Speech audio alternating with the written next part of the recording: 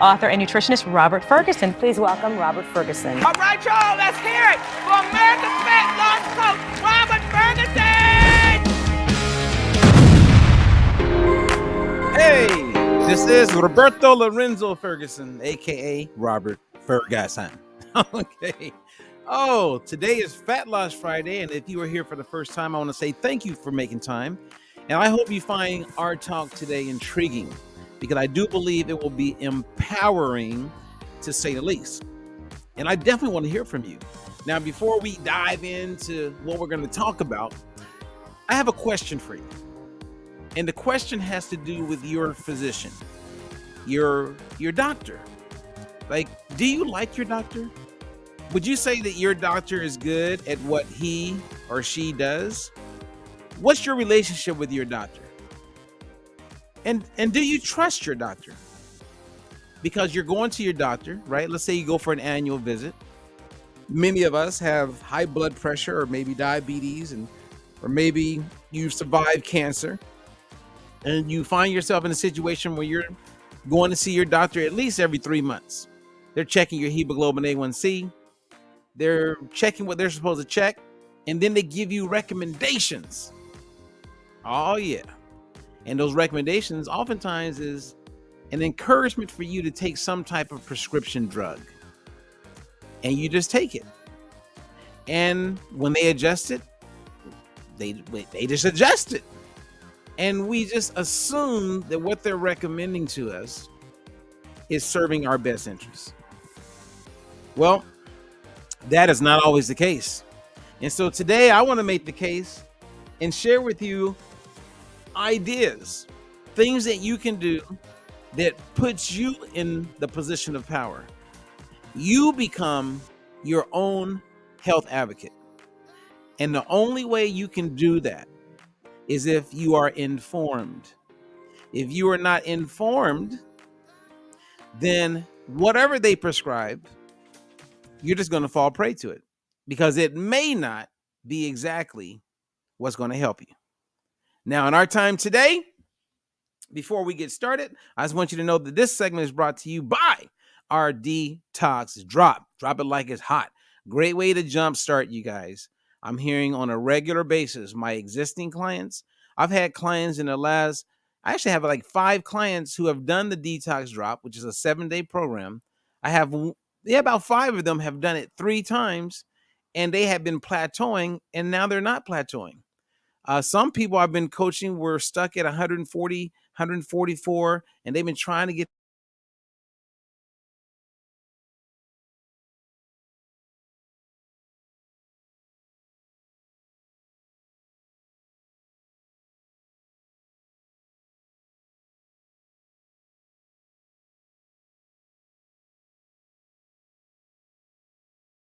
that 134.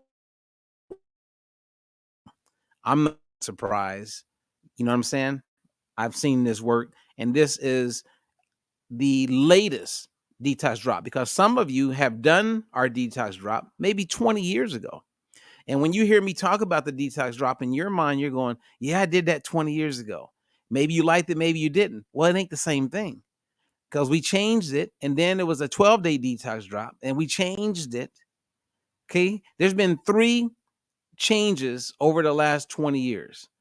And this Detox Drop is the newest and, in my opinion, the best Detox Drop. So I am very thankful for the Detox Drop, and I'm happy to see that people are making some really good progress. So that being said, the focus today is answering this question. When do you fire your doctor? When do you fire your doctor? And why would you fire them? I have coached 7 people today. As I'm going live, if you catch the replay, I have talked to 7 clients today.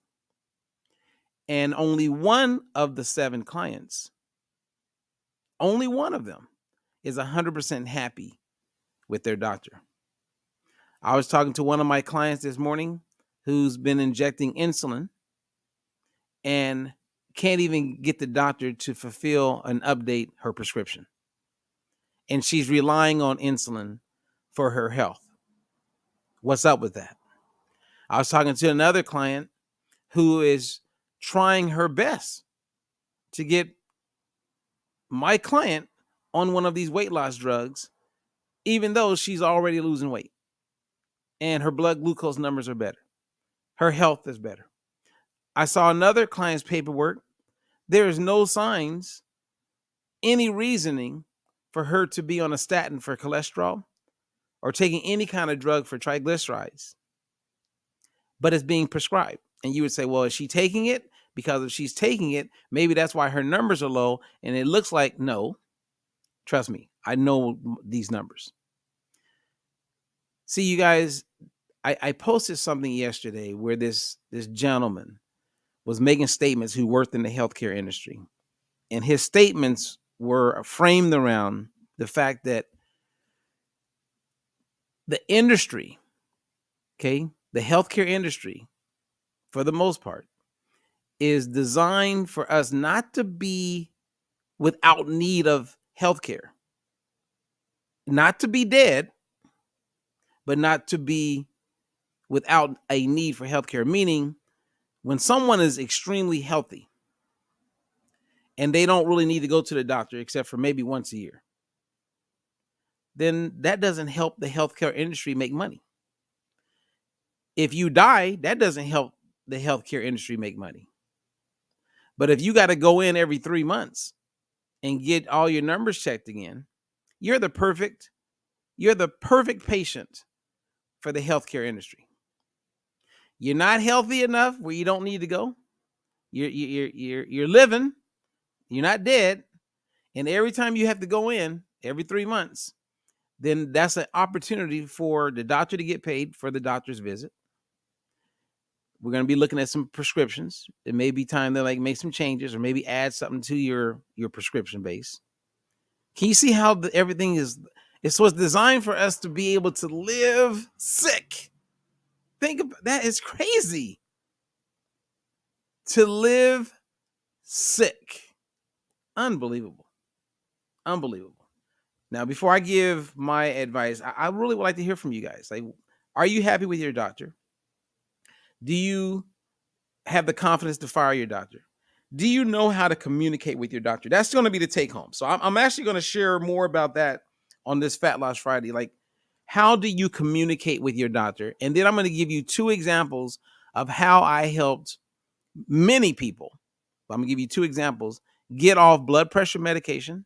So I'm going to focus on blood pressure medication, statins for cholesterol, how to get off of that, and how to get off like diabetes medication. And we can talk about anything else you guys bring up. And I want to preface also by saying that when you go to your doctor and you guys tell me, all right, here's my first question for you. Let's say you're taking some type of prescription. When you see your doctor, and I would really love you guys to participate, answer this question, okay, in the comments. Even on the replay, I want to hear your thoughts on this. When you see your doctor, does your doctor ever talk to you about how he's going to get you off of the medications? That's my first question. Does your doctor ever talk to you about how he or she is going to get you off of the medications? So if you have a doctor and you're taking some type of meds for your situation, now some things you ain't getting off, like thyroid, you're not getting off. That's just part of the deal for the rest of your life. Once you go there, that's just part of the deal, okay? But things like blood pressure, blood sugar, cholesterol, do they ever talk to you about how they're going to help you get off of the meds? Okay, so I'm going to wait on somebody to answer that question. Somebody, you caught me? Come on. Now, Sharon, what's up? Sharon says mine, which is her doctor, was insisting that she start taking statins. Till I told her the cardiologist said my risk is 2.8%. She finally agreed that's low and stopped harassing me. It's actually less than 2.8%, and I'm talking about death. So 1 out of 100 people who are on statins inside of 5 years will survive when they potentially would have died. And it's about 4 days they will live longer than someone who didn't take it. 1 out of 100. That's real numbers. That's absolute. Okay, that's not relative. That's absolute, meaning that's real numbers. So it's good, Sharon, that you fought for your right to not be on these drugs. Okay, but no one's answered my question. Has your doctor ever, when you go see your doctor, if you are taking any kind of meds, this is only for people who are taking meds, has your doctor ever said that they're going to help you get off meds? Okay, so I'm waiting on somebody to answer. Somebody's got to answer that. What's up, Johnny Jones? She says, I would fire my PCP if they don't listen for sure. Okay, good. Additionally, if they don't collaborate with me or are not open to learn, then the relationship will be history. Now, that's a woman, a human being with some real confidence. That's right. They're supposed to collaborate with you. Okay? They're supposed to collaborate with you. Now, I asked a question. Has anyone who's taking meds ever had their doctor sit with them and say, hey, I'm going to help you get off these meds? The reason why no one's answering is because that doesn't happen. That does not happen. They don't even show you how you can do it. So let me give you an example of how you can get the ball rolling. Okay, so let me see. Sharon just posted something. Sharon says her only suggestion for getting help was to suggest I see a nutritionist, which I'm Sharon's coach. I told her I don't need one because I have you, and I'm happy to have you too, Sharon. Okay. So let's do hemoglobin A1C first. Okay. So for those of you who don't know what that is, if that's elevated, then that's how we diagnose or confirm that a person is indeed pre-diabetic or type 2 diabetic. Now, we know that over 30 million people in the United States have type 2 diabetes. We also know that about a little over 80 million people are pre-diabetic. Okay, so that's 120 million of the population. So that's a third of our population. Actually, it's more than that. So it's about half of adults over the age of, say, 25. And I could back this up. So I feel good about saying this. Half of adults. So we had 10 people in a room that are all over the age of 25. Half of the people in there are either type 2 diabetic or they're pre-diabetic. And the ones who are pre-diabetic have no idea that they're pre-diabetic. Okay, so that means that I'm talking about something that many people can relate to. Now, let's say that you go to your doctor and you say, hey, I really want to get off of these meds. Because maybe they put you on meds and you're pre-diabetic or you're diabetic.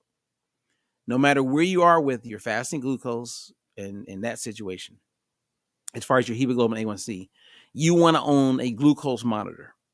So you can check your glucose when you want to check your glucose at home. You wake up within 10 minutes.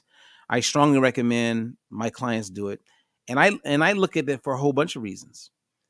Watching a person's glucose go up also can be the result of someone being dehydrated or maybe malnourished when it comes to electrolytes, especially during the summertime, right? And a lot of people are living in areas where it's really, really, really hot. Okay. And then, of course, I'll work with someone and I want to see what their fasting glucose is because you can catch it early. Like I have a client right now who out of nowhere, it just jumped up to like 130, 135, 140. And we're like, hey, I'm eating everything right. I'm doing everything right. What's going on here?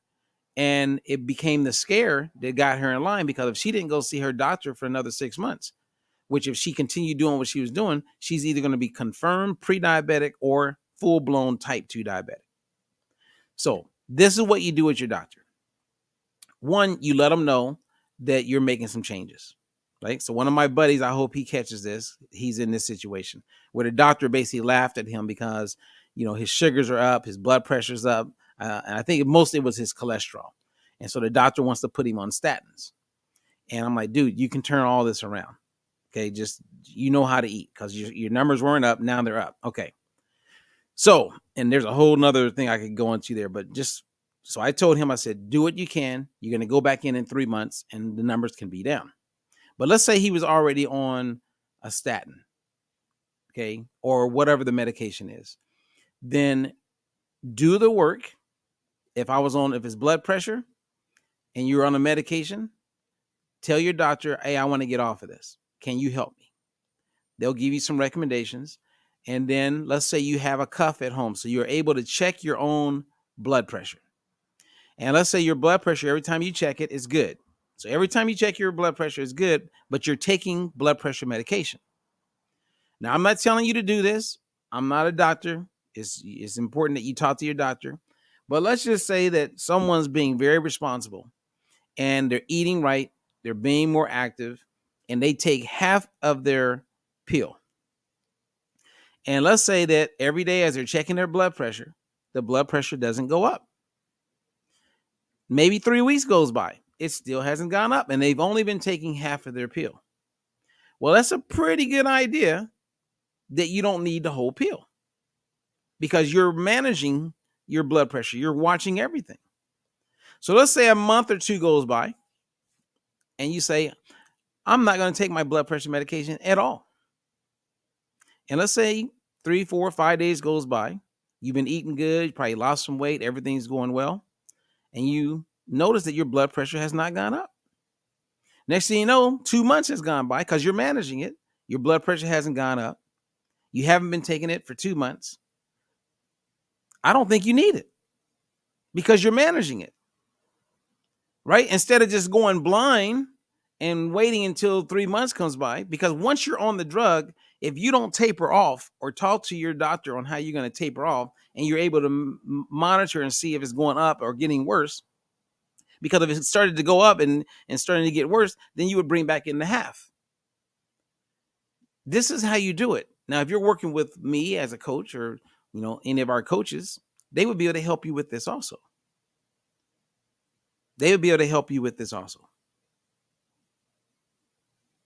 Having someone you can collaborate with is important.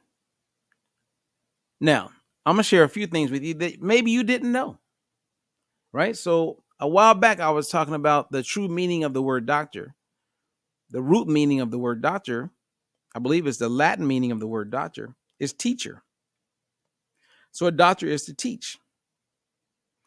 Now, before we had doctors the way we have doctors, when someone felt sick, this going back to like 1000, AD. This was going on for years. And that was, you go to a barber and the barber would basically be what they call a barber surgeon.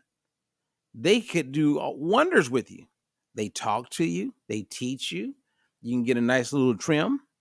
And even like the monks, one of the reasons why when you see a monk that's bald, they were like barbers and they would do the work of a barber, and they felt that it was more cleanliness to be bald. Now, many barbers also back in the day would have a clean or a beard. And then that would be the barber. Well, again, you go to the barber, get your teeth pulled. You go to the barber to find out what this thing is growing on your arm.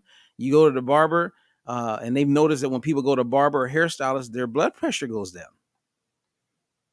It's because you're having conversations. It's a place where you can just relax, right? It's part of my wellness day is when I go and get a clean shave or I get my hair trimmed with the barber. Think about it. When you go and you talk to your hairstylist, a hairstylist, what I've learned, like Amy Prine, who's one of our Diet Free Life coaches, she's a hairstylist. Hairstylists end up becoming great coaches because they're used to listening and they tend to give advice. Think of every hairstylist who for years has heard everyone talk about their weight. Women go in, they sit down and I'm trying to lose weight, and they watch people fluctuate with their weight. Hairstylists, wow. Any hairstylist out there that wants to become a coach, you should reach out to me. You should. Okay. Sharon says her only suggestion. Okay. All right. We talked about that. All right. I'm almost done. So I'm going to give you So that's kind of how you taper off. Now, when do you fire your doctor? When you 100%, as Johnny said, are aware that that person is not collaborating with you. Like my client today, who's been calling and calling and calling to get her prescription filled, she needs to find a new doctor.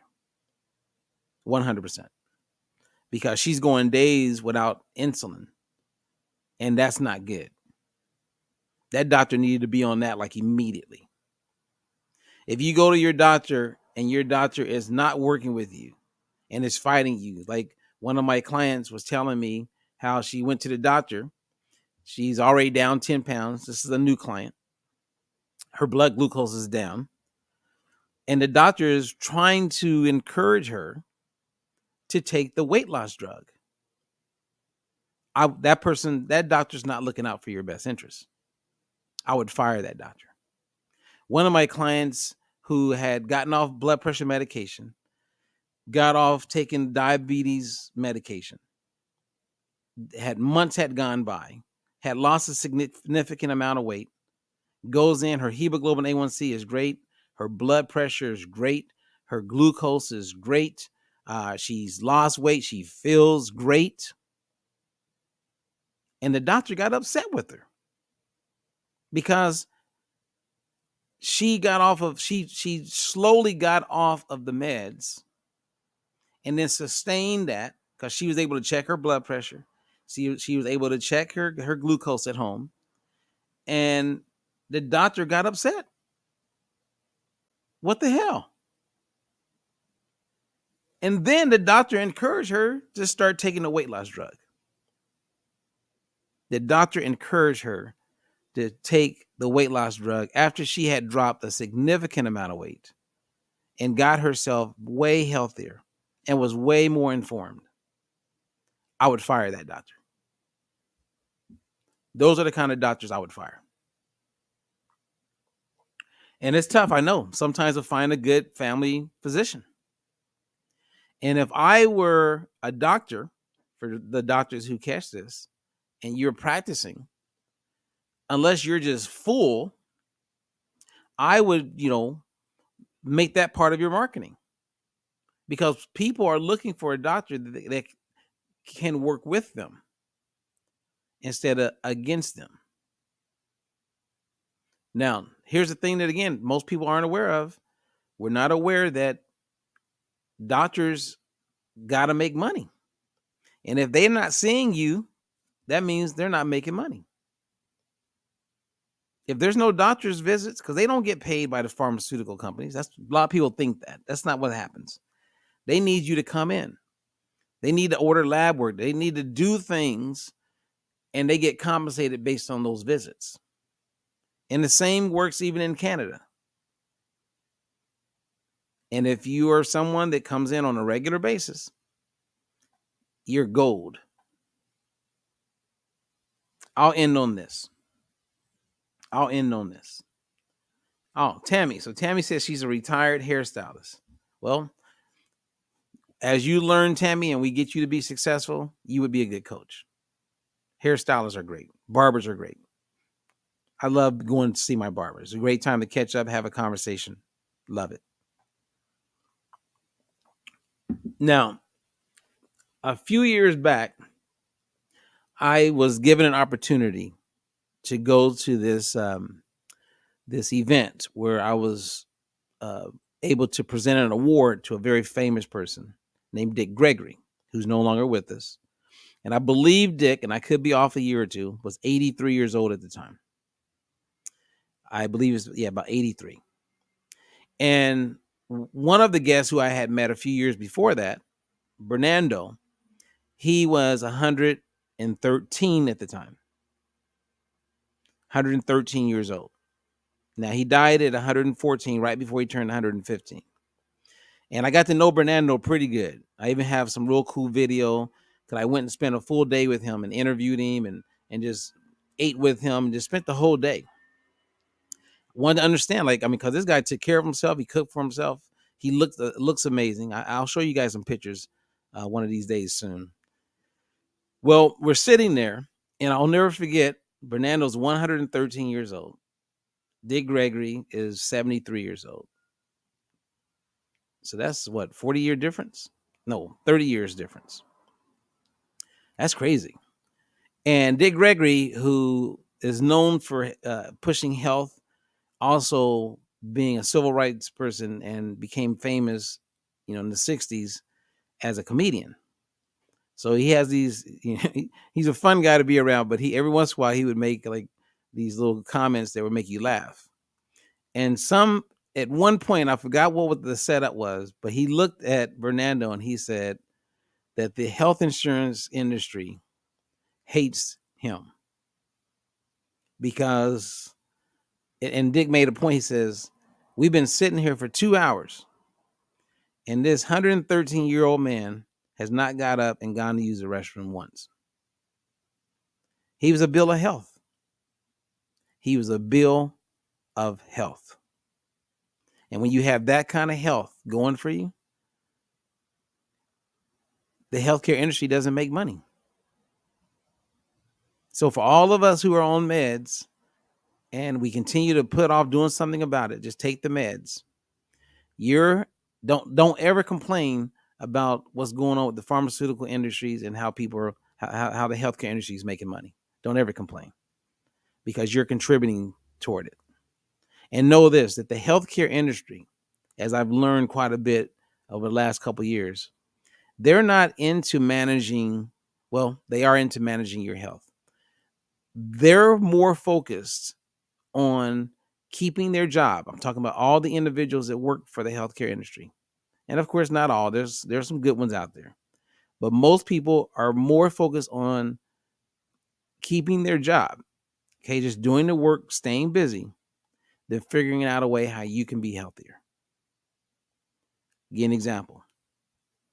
The average type 2 diabetic, it costs the insurance industry about $18,000 a year that they have to pay for this type 2 diabetic, right? Now, the type 2 diabetic is also spending some money. So it costs, you got to pay for insulin unless, you have insurance or you're set up or on some program where you don't have to pay. But somebody's paying, and it's the healthcare industry. Now, we have demonstrated with the Diet for Life methodology that we can get a person from being a type 2 diabetic to being either pre-diabetic or no longer having diabetes, going into remission, aka reversal. Which means if I got one of their patients to no longer be a type 2 diabetic, I just saved them $18,000. So if you take 1,000 people, okay, I'm grabbing my calculator, okay, let's check this out. If you take 1,000 people, just 1,000 people, remember, we know that there's over 30 million type 2 diabetics. So 1,000 people times $18,000. That's $18 million that it costs the healthcare industry for just 1,000 people who are type 2 diabetic. We would go in and let's say we reversed 1,000 people, type 2 diabetes. We would get paid a little bit of money up front, but we would get paid based on our outcomes, meaning if we can get 1,000 people to no longer be type 2 diabetic,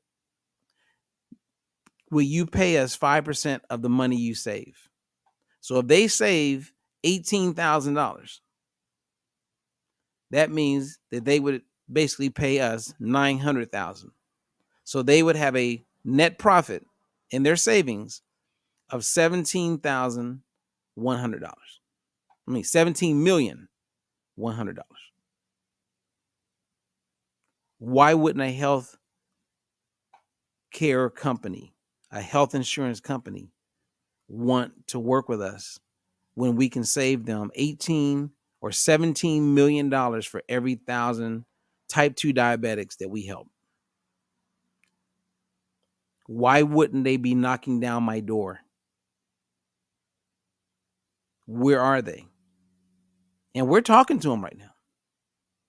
But why aren't they just knocking down our door?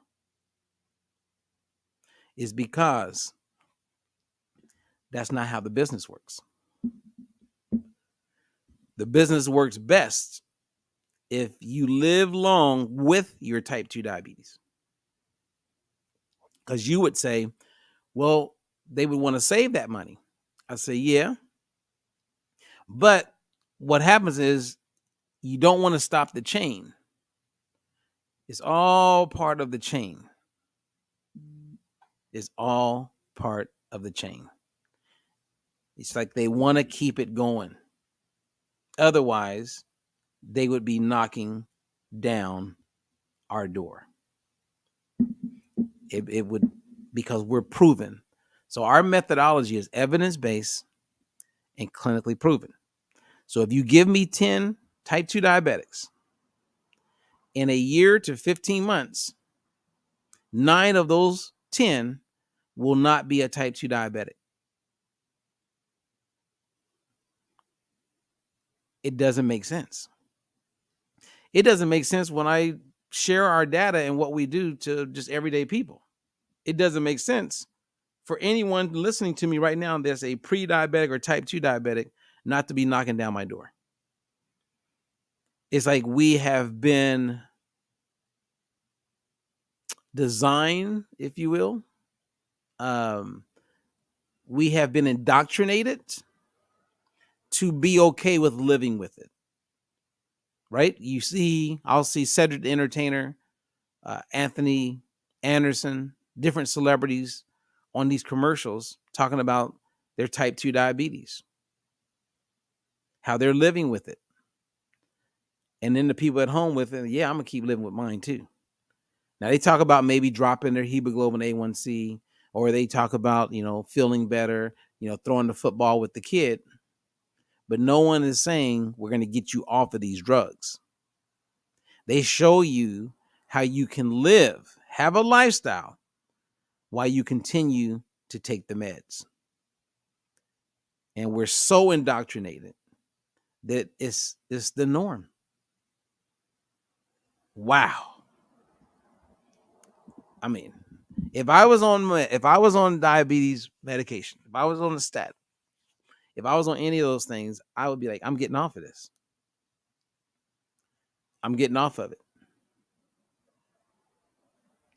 And I would get off of it. And if you're my client or you're working with any of our coaches, yeah, we like to see the weight on the scale go down for some people who have weight to lose. But we're also equally excited to see you get off them. I'm actually probably more excited when I see someone get off meds. Like right now, I have a client who was taking insulin, a significant amount of insulin. She's in her mid 50s. And we got her completely off taking insulin. And I was jumping up and down. She's like, wow, you're excited. I go, yeah. I remember one of my clients said, man, you're excited like she lost 100 pounds. I go, yes, because I know the damage and the negatives of what's going to happen with her with insulin. And in order for her to lose the weight, we got to first get off the insulin. And that's what we did. Now we're lowering the glucose. And as the glucose continues to get better, we're starting to see her weight on the scale go down, and she's losing the right type of weight, not just water or skeletal muscle and bone. We're actually losing fat weight, and that's the goal. Okay. There you go, guys. Fat Loss Friday. I usually like to make Fat Loss Friday a fun Friday. Talk about something funny. But I just wanted to talk about this because, when you talk to clients and you just hear how these doctors continue to fall short on giving them the best advice, as well as nurturing these people to being healthier, it just makes you go, what the hell's going on? So anyway, I'm Robert Ferguson, and I am so thankful. Actually, I just got a question. Let me see. It says, why wouldn't the insurance companies want to make more money? That's the part they don't get. Okay. One of my partners could actually explain this because they will do it to make money. Once it's clear, what's going on is that there's no real clear way to demonstrate the outcomes that I'm sharing, right? There's no one right now clear, like program, except for ours, that can reverse type 2 diabetes with some type of sustainability. So they're not aware of our program. And even when we show them, they have a hard time believing it. And then they don't really know how to make it available to people. So we have the whole plan on doing that. And that's a big part of our challenge. And so right now, everything is a go along, get along type of process because they don't know what I'm sharing. And we're working hard to do some more pilots that can then grow. And then it'll be out there. But that's taking a long time. We're having a really tough time because we got everybody nodding, but it's so new and it's so absolutely amazing what we can do that we're having a hard time getting these pilots started because every health plan that we talk to, these insurance companies, they're like, well, we'll get back to you. And then everybody's concentrating on their job. There's no urgency to implement what we bring to the table. That's why I said earlier that people are more focused on their job than they are focused on helping the people. And the people who would get what we're saying about the money are at the extreme high top. And they're making so much money. Like if you do your research and you watch like the president or CEO of one of these big health insurance plans, when they retire or step down, they're given $30 million plus checks. And they're making a ton of money. Some of these people are making $8, $9, $10 million a year. And they get together with actuaries and they look at the numbers and they're just managing the money. So it's more about managing the money than really coming down to grassroots and helping the people. So you need a certain amount of people to be sick and you need a certain amount of people to be well. And that's what they're managing. They're balancing that. Isn't that interesting? Anyway. Thank you, guys. I appreciate you giving me a chance to share, but the time to get rid of your doctor is to trust your gut. You will know when, but the more informed you are, they will either come on board because they can tell you're informed, or they'll realize they're about to be fired, and then you will just find another doctor. So trust your gut, everybody, and enjoy your weekend. This is Fat Loss Friday. I will share some good news over some diet blues on Saturday. But to have a good one, and if you catch the replay, hey, comment and hey, I caught the replay. Thank you. And I hope what I've shared was helpful. But if you need more help, just contact us. And we can get on the phone and give you a free consultation and share with you kind of like what we recommend you begin doing so that you can get off meds and put yourself in a position where you are your own health advocate. All right? Until the next one, I'm Robert Ferguson.